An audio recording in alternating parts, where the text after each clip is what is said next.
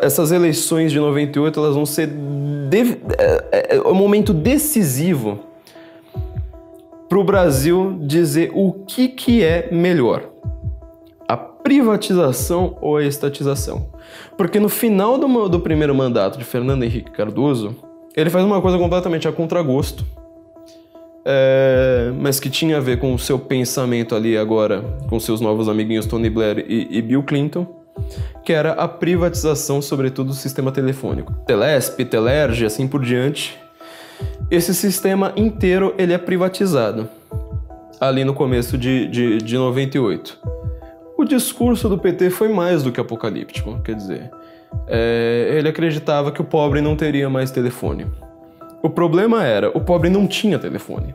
Era um discurso, era um não problema, uma coisa no qual o PT é hiper especialista até hoje. Ele cria um não problema, como por exemplo hoje a desigualdade salarial entre homens e mulheres. Não existe nenhuma mulher em nenhum cargo deste país que ela fala assim, olha, eu tô aqui na mesma função, no mesmo cargo que um colega e eu recebo menos do que ele. Nenhuma, não existe isso. A lei não permite isso. Mas ele tá lá falando o tempo todo disso. Naquela época ele fez a mesma coisa, ele criou um não problema. Ele falou assim, nossa, o pobre não vai ter telefone. Mas o pobre não tinha telefone.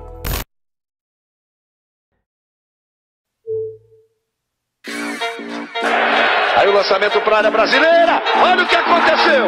Olha o que aconteceu. Gol! Zidane! Vem aí novas medidas para combater o nosso vergonhoso déficit público, que cresce como uma bola de neve. Essa reforma da Previdência não pode ser delongada, pode demorar, porque ela ajuda a consolidação da economia brasileira. Depois de 4 anos de governo FHC, o Brasil estava pronto para entrar em recessão. O clima era de ansiedade. Apesar do sucesso do Plano Real, ainda havia medo de que a inflação voltasse. Ninguém sabe!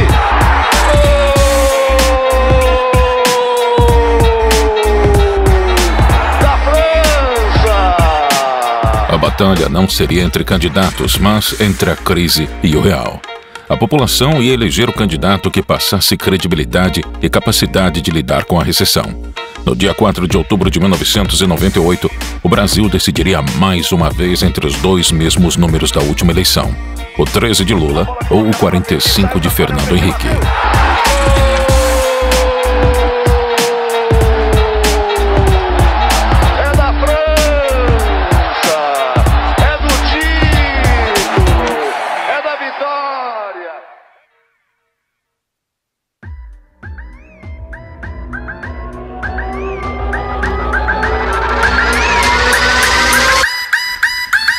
Prometo manter, defender e cumprir a Constituição. Promover o bem geral. E sustentar A integridade e a independência do Brasil.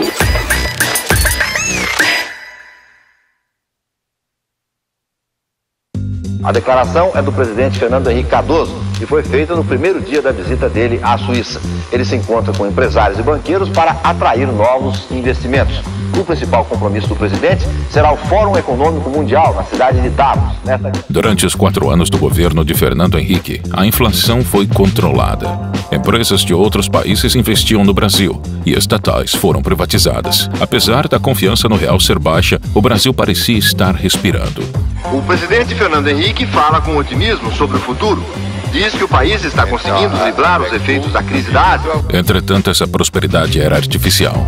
Para controlar a inflação, Fernando Henrique prometeu conter os gastos do governo, mas não cumpriu. Gastou mais do que poderia e endividou o Estado brasileiro. O resultado dessa brincadeira foi o aumento de real circulando na economia. A partir daí, a FHC tentou controlar a inflação através do câmbio, forçando uma igualdade entre o preço do real e do dólar. Só que para manter essa igualdade, ele precisava vender dólares, e para vender dólares era preciso ter uma reserva da moeda americana no Banco Central. Essa reserva de dólares era a chave para a estabilidade econômica. Queimar as reservas mantinha o real estável e garantia a confiança dos brasileiros. Mas manter essas reservas também era importante para que os investidores estrangeiros e seus dólares permanecessem no país. No meio de toda essa instabilidade, a situação econômica brasileira foi agravada pelas crises mexicana, asiática e russa. O problema, segundo os analistas, é que o olho do furacão está na Rússia e na Ásia. Mas os investidores estrangeiros parecem enxergar a instabilidade no Brasil com os mesmos olhos que examinam a fragilidade econômica da Rússia e da Ásia. E era nessa crise que PT e PSDB disputariam a presidência do país.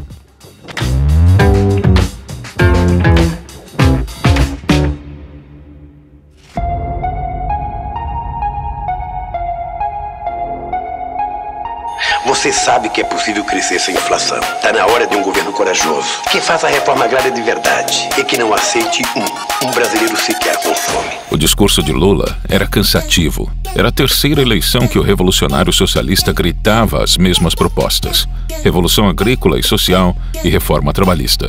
E dessa vez, Brizola, seu antigo adversário, estava do seu lado concorrendo a vice-presidente. Fernando Henrique usou mais uma vez o Plano Real como carro-chefe de sua campanha. Para ele, a fuga de dólares e a recessão brasileira eram em decorrência da crise internacional. É um problema sério e que se agravou bastante por causa da crise da Ásia. Até a crise da Ásia, outubro do ano passado, nós estávamos vendo o Brasil com 4% de crescimento, economia estável na moeda. Os eleitores temiam que a crise significasse a volta da inflação e clamavam pela permanência do presidente, já que ele havia demonstrado competência para terminar com a inflação em 94. Ciro Gomes corria por fora na terceira via, mas ele não teve espaço. Suas propostas focaram no desemprego e na mudança de estratégia para sair da recessão. Não entrou em grandes detalhes e ligou sua campanha à sua experiência administrativa em outros cargos políticos no Ceará.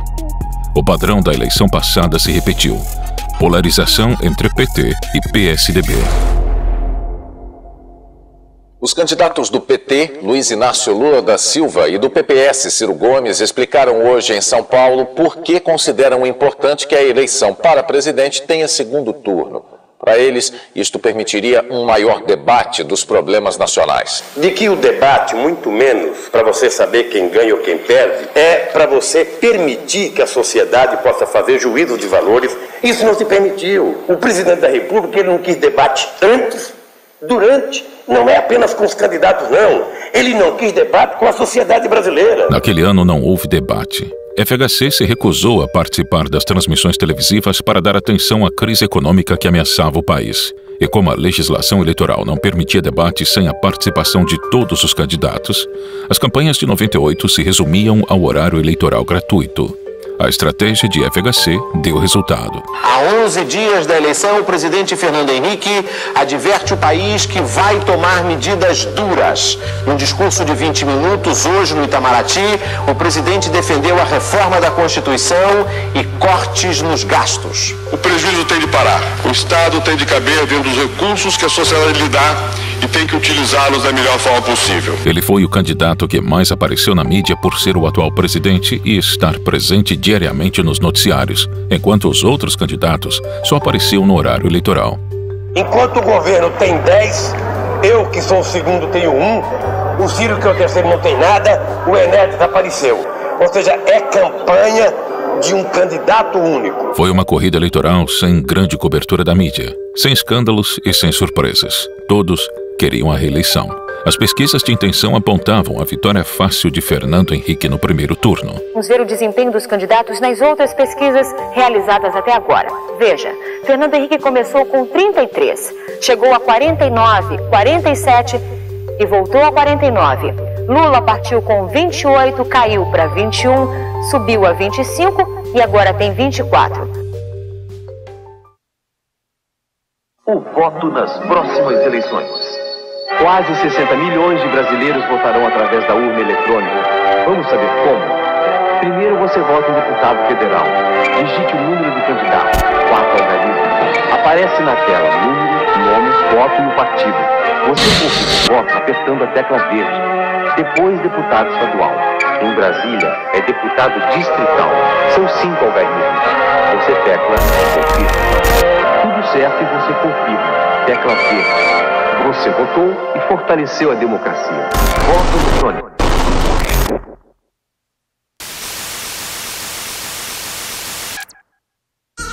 O eleitor que reelegeu Fernando Henrique com mais de 53% dos votos não apareceu para a posse. Ao pé da rampa do Congresso, o presidente e o vice são recebidos pelos presidentes do Senado, Antônio Carlos Magalhães, e da Câmara, Michel Temer.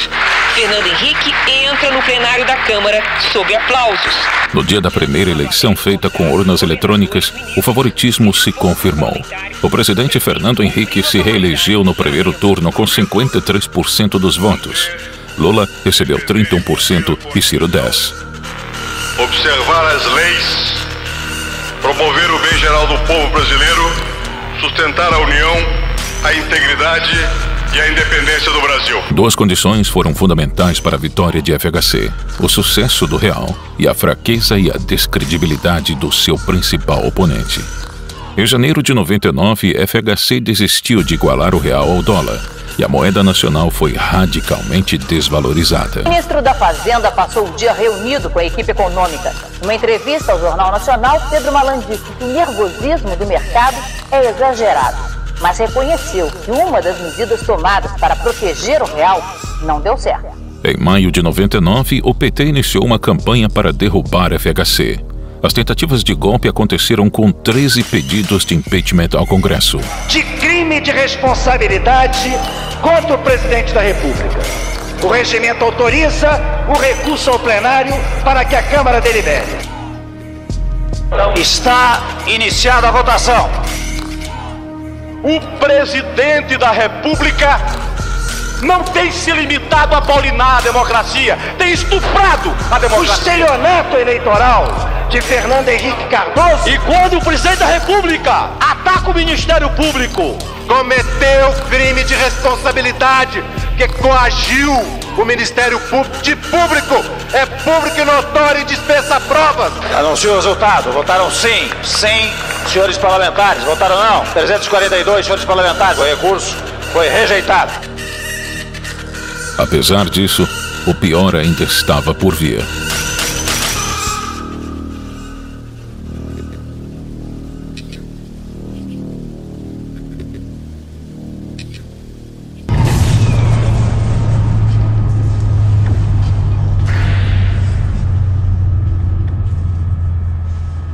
Na noite de quinta-feira do dia 11 de março de 1999, mais de 50 milhões de pessoas ficaram sem luz.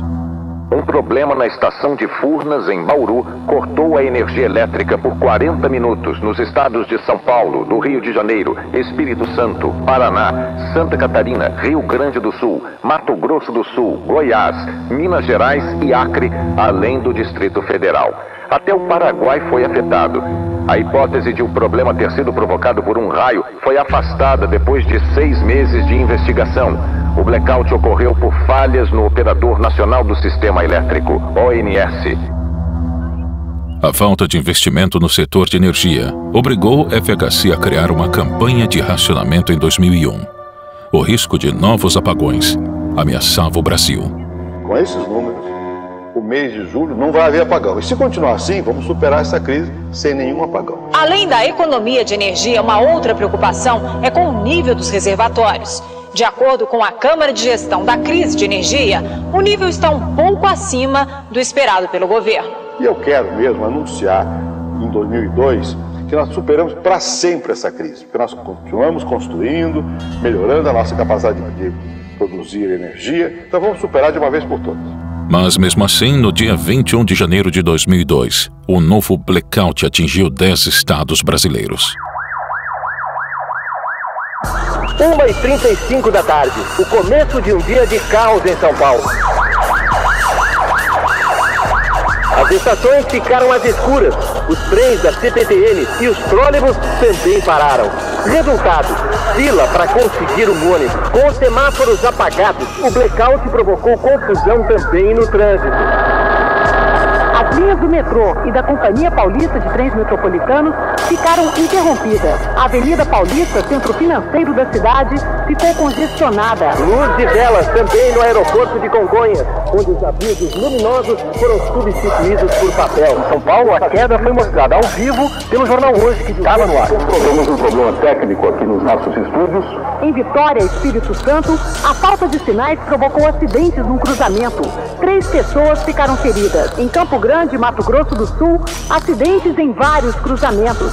No Rio de Janeiro, o engarrafamento atingiu de uma ponta a outra a Avenida Presidente Vargas, no centro da cidade. Houve tumulto na saída do metrô. As estações foram fechadas. Nós saímos pelo trilho, estão pulando a porta do trem pelos trilhos. Com a falta de luz, muita gente ficou presa no elevador. Nesse prédio aqui, uma senhora está há mais de 1 hora aguardando a operação dos bombeiros. Segundo a direção da usina de Itaipu, o problema não foi na geração de energia, mas na transmissão. 13 das 18 turbinas pararam de produzir automaticamente. Um caos total, né? Caos total.